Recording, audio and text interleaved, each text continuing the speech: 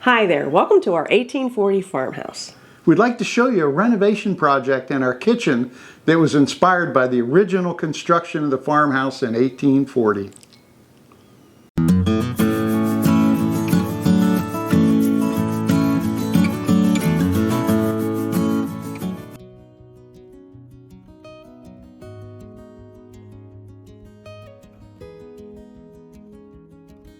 All right, so before we get into the nitty-gritty of all the construction that we're going to do here, I thought we should set the table, giving you a little more background on our families and about farmhouses in the area and some of the construction, because we had some important decisions to make, and we hope we're doing the right thing. I think we are. Yeah.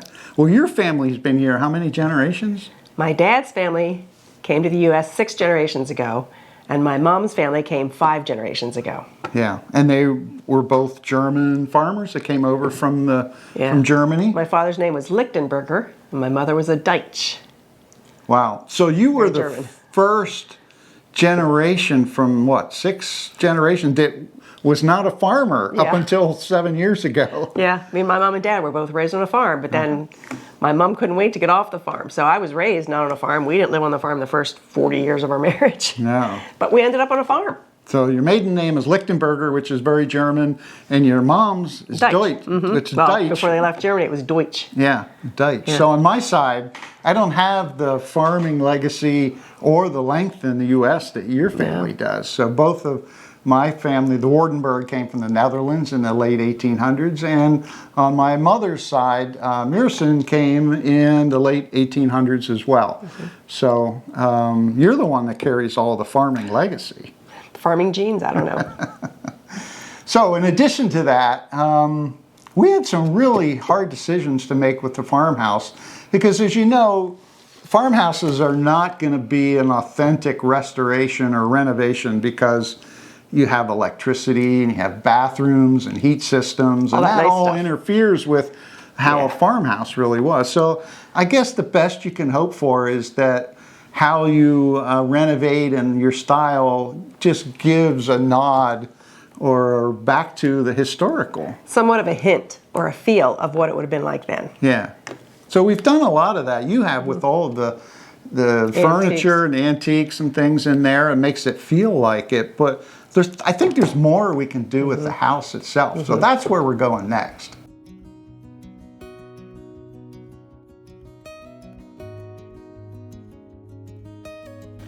So a little bit of history on how farmhouses in our area, South Central Pennsylvania, were built around the time of this farmhouse. So in the 1700s, this was really kind of like the frontier. So the original farmers that came here came from Europe, and they had a farming tradition there. So they had to set the very first farms up. So they built homes with what was available, and there was plenty of timber here because they had to clear the land, and there were a lot of oak and chestnut and other wood. So they built basically log cabins, or glorified log cabins. And the neighbor right next to us, hers is a log cabin. Yeah, we have many examples around here that did. And then over the years, a lot of them put siding over that, the logs, but many of them torn the siding off and shown the original the farmhouses. So, and then in addition to that, as some of the farmers became more established and you had big landowners that moved in, they started to build houses, a little more prestigious farmhouses, like brick farmhouse. Or there's a lot of limestone in our area. Some beautiful limestone farmhouses around here. Yeah, definitely. So those were more permanent structures. And it just so happens that our farm here had one of those. And it's not this house here, is it? No, it's across the street. There's a big, beautiful brick farmhouse. And we looked at the maps and the history, and we found it looks like John Best owned it in the mid-1800s. A lot of land around this area. Bigger, much bigger than the farm that we have now. But this farmhouse that we're in now was built for his farm manager. Most likely. Yeah. The rich owner lived across the road. This was where the farm manager probably lived. Yeah. And it wasn't as fancy. Yeah, a little more humble in its beginning. So what's really fascinating, though, is that as we move forward from the 1840 on, that a lot of the construction methods changed with the availability of materials.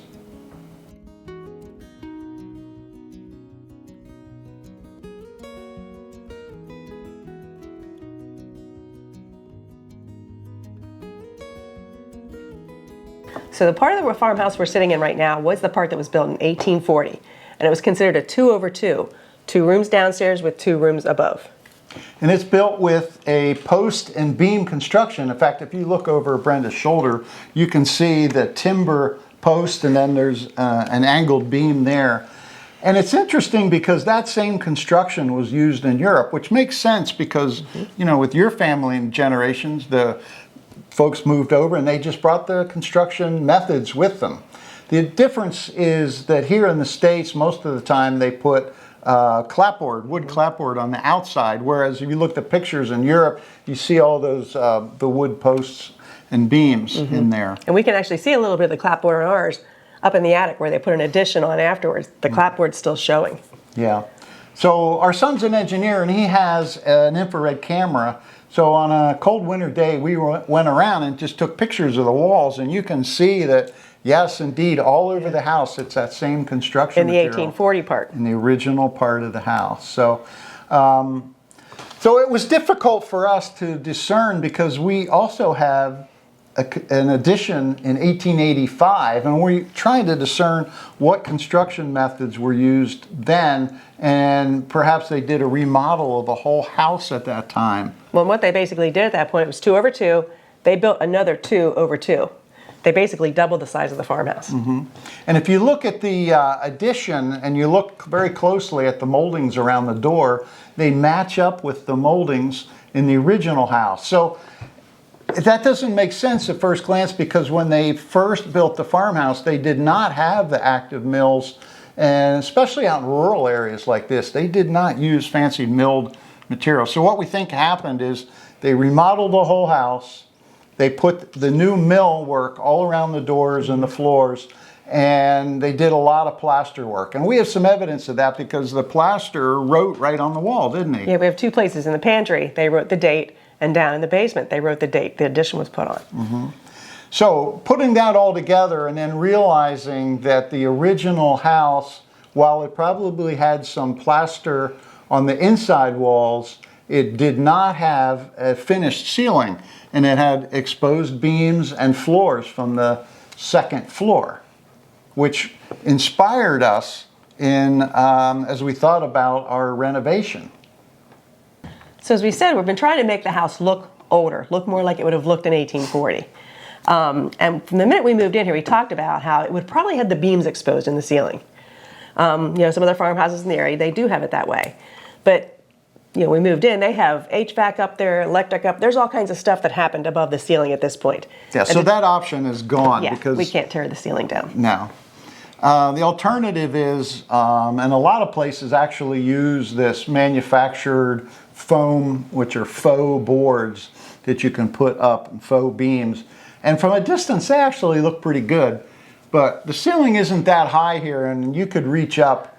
If we reach up and then touch the styrofoam and whatever, that just didn't sit well with me. And I mean, I'm sure there's places where that's the best thing to do. It does look good. It really does. Yeah. But in this, you would be able to touch it. Yeah. So another option became available, didn't it? Yeah, we got some wood dumped in our lap. Some beautiful, what was it? Yeah, it's quarter sawn red oak, and it's from a local tree here, and it's been seasoned naturally for 5 years. So it's beautiful wood. And I thought, bingo, this is oak like would have been used here, and it's from this, you know, it's about a mile or 2 from here, which is entirely possible. So I feel really good about that. So we're going to use this to try to give it the feel of an open ceiling in 1840. Okay, so now the construction and the renovation project can begin. The very first phase was a little bit of demolition. There's a main beam that runs across the kitchen ceiling that would have probably separated the 2 rooms at one point.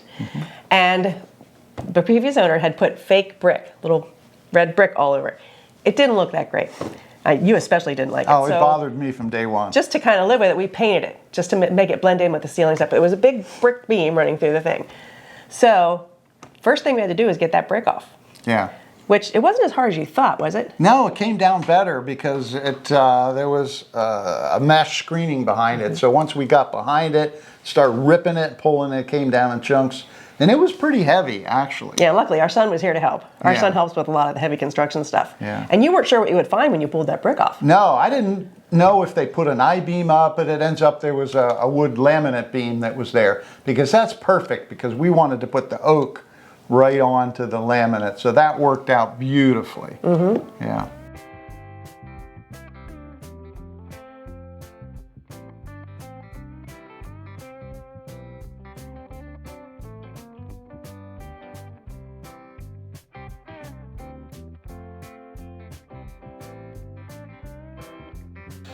Okay, we're up in the barn on the upper level, and this is room, it's an old grain room, but we're using it for storage. And you can see we have this beautiful quarter sawn oak in here. And if you look carefully, you can see that we have spacers in between each layer. And those are sticks, they're just oak sticks, and they're actually called stickers. Anyway, that keeps it straight as it dries. It's cured, dried over the last 5 years, so it is screaming to be used. And we're going to go ahead and clean it up. Brenda and I are going to show you a quick process of how we take this to our shop, how we run it through the joiner and cut it, and then run it through a planer. And it's not going to be a woodworker's how-to. It's just going to give you a very quick overview of what we did to prepare this wood.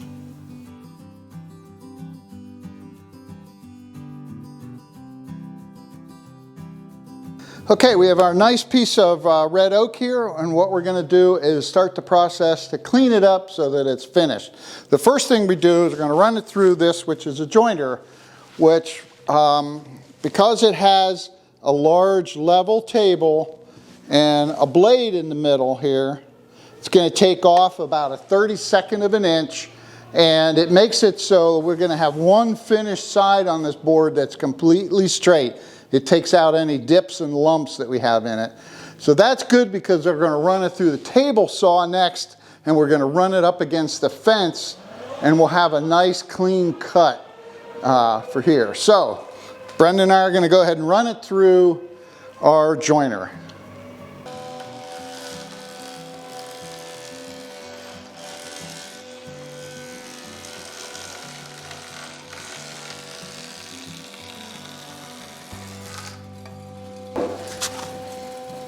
Oh, amazing. Looks Okay, good. Good. All right, let's run it through the table saw. Okay. Okay, now we have one clean side that's perfectly straight, and we're going to run it through the table saw, and that straight side is going to go up against the fence. And here's the fence, and it slides along, and it keeps our work in the proper orientation with the blade. So I'm going to turn the saw on here.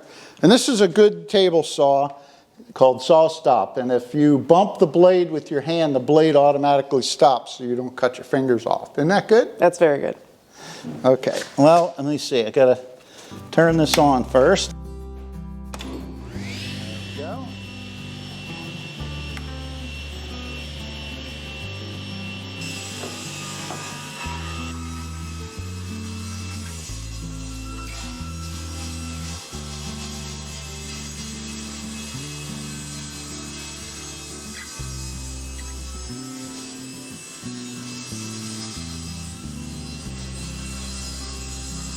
Okay, the last step is we have to run the boards through the planer. And what it's going to do, it has a spinning drum blade that's going to go across the surface here and remove about a 32nd of an inch. And it's going to take this rough cut edge, which has all the marks from the sawmill. It's going to clean them up. It's going to have a nice smooth surface, and you're going to see the grain more. So it's terrific. Unlike the joiner, though, the joiner makes it so that it's completely straight on the side. This, all it's going to do is take off a 32nd of an inch the whole way evenly. It doesn't necessarily take the dips out of the wood. But nevertheless, it's a tool that's needed, and it does make a lot of noise. So we're going to give you a break and turn it down. I'm going to turn it on here. Well, first I have to see if we have it at the right height. Now,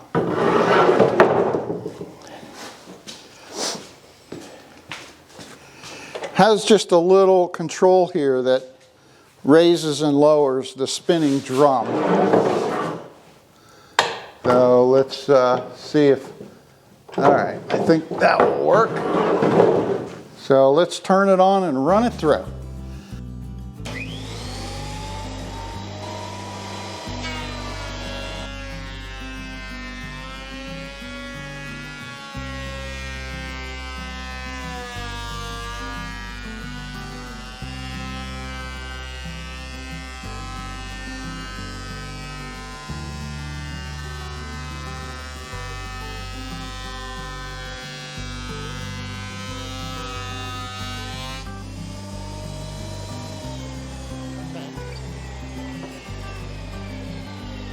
Pretty good? All right, look at that. Isn't that beautiful? Look at the grain there.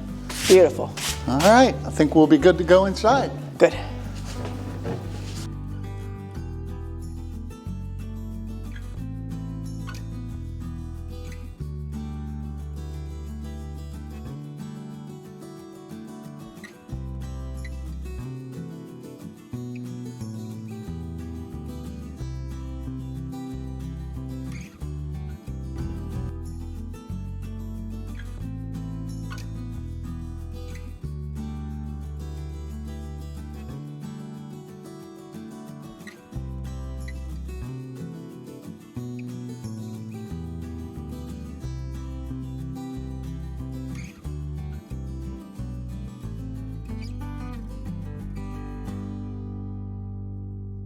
Hey, we're making good progress. Last week we put the red oak planks over the laminate boards, and this week now we're focusing on putting the cross strips across, which were really the floor joists for the floor up above.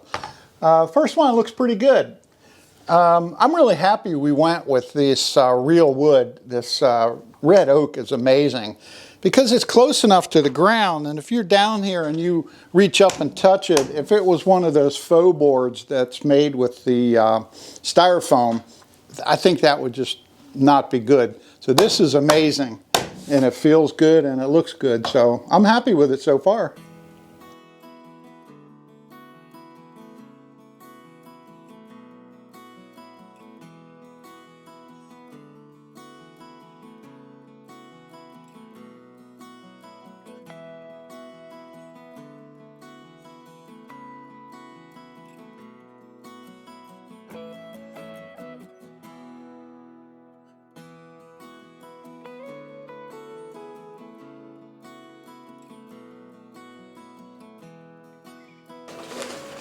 What you doing now, dear? I'm gonna put up the light that you ordered. Oh, I like that. Is that all right? That's perfect. Okay. We bought the lights that are up there now right after we bought the farm, as soon as we moved in, just to have something that we like to put up. But now that we're doing it more the way we really want the kitchen to be, I wanted the lights to kind of fit in more. Are those good? The Yeah, bulbs? beautiful. Beautiful frosted candle bulbs. Hopefully it'll look old-fashioned. We'll Yeah, maybe a nod, like we talked about Yeah. before, a nod to history when in 1840 it would have been lit by candles and maybe an oil lamp or something like that. Yeah. So, As long as I like it, that's Yep. what matters. well, I'm going to try to change it. I didn't turn the breaker off, but I did turn the switch off, and I am testing to make sure that it's not hot, and it's not hot, so I can proceed. Okay, just be careful. As long as you don't, or somebody comes running in and turns the switch on. I'll try to remember that. All right.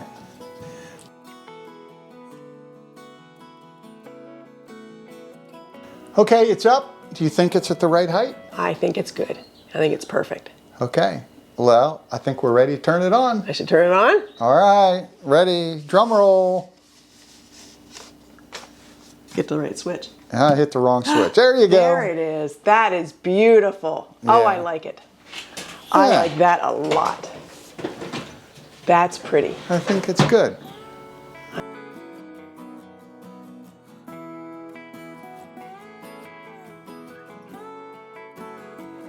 Okay, we've done a few of these, and we figure the best way, we could drive ourselves crazy if we were try to measure exactly where the screws were, where to put the molly, and there's a much easier way that for us who don't do this a lot.